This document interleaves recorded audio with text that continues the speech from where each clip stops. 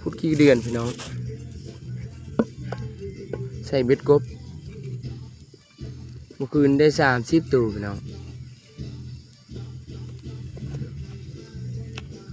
อันนี้30กบกับเจ้าพี่น้อง กบก็ได้10 ตัวพี่น้อง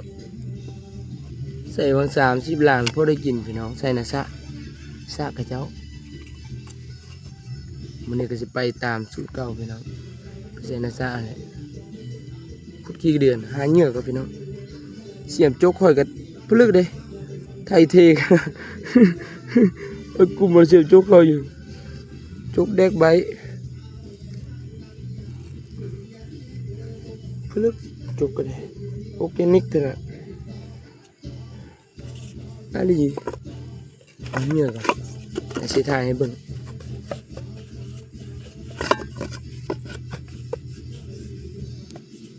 โอ้ยโจกคือเป็นอันนี้เนาะฮะ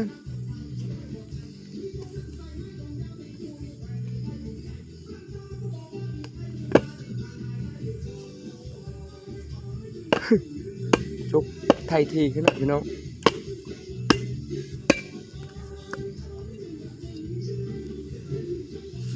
เบ็ดโบราณไปได้แล้วพี่น้อง